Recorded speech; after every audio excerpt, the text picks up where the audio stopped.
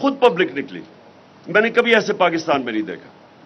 और दूसरी चीज कि जब खौफ आ गया, इन्होंने जब देखा पब्लिक निकली है, तो जब हमने ये एक पुरअमन एहतजाज था, हमारे दौर में 3 लॉन्ग मार्चेस की गई। फजल रहमान ने की, उसने किया, बिलावल ने किया महंगाई मार्च। 4 रुपए तब बड़ा था पेट्रोल, और उसने महंगाई मार्च कर दी।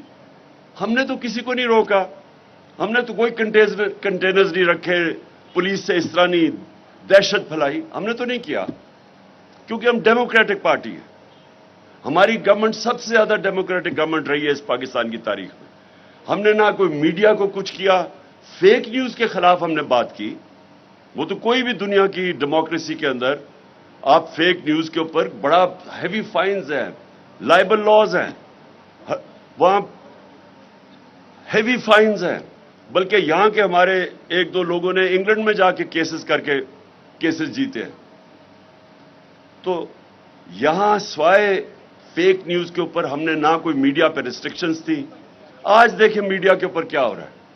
वो जो 4 एंकर्स हैं, उनके ऊपर जिस तरह की कार्रवाई हो रही है, और वो मैं उनको सल्यूट करता हूं, वो हीरोज हैं। वो खड़े रहे अपने मौकफ पे और उन्होंने स्टैंड लिया। और ये भी मैं आपको बताऊं कि देखें, सहाफत, हर एक तो होता है ना जी कि आजादी राय और सहाफत को बड़ा उठाया जाता है। हर चीज में पॉलिटिशियंस में अच्छे बुरे होते हैं, सहाफी अच्छे बुरे होते हैं, लेकिन जब एक क्राइसिस आता है जिस तरह ये आया और जो प्रेशराइज किया गया, मीडिया का मुंह बंद करने की कोशिश की गई, उसके अंदर इमर्ज किए हीरोज। और ये 4 जो सहाफी जो खड़े हुए हैं और जो अपने मौकफ पे डटे रहे हैं, इसको ये कौम का असासा है। जो असल जर्नलिज्म होती है वो कौम के लिए बहुत बड़ा असासा होता है। जो कंस्ट्रक्टिव क्रिटिसिज्म होती है, ये एसेट है कौम के।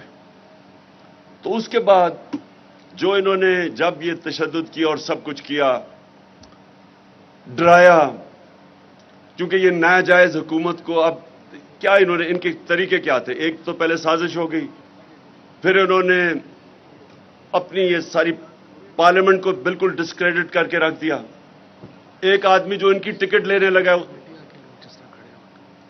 उसको उन्होंने ऑपोजिशन लीडर बना दिया। इसका मतलब पार्लियामेंट ही खत्म होगी, जिसमें ऑपोजिशन ही नहीं, वो पार्लियामेंट क्या है? उसके बाद इन्होंने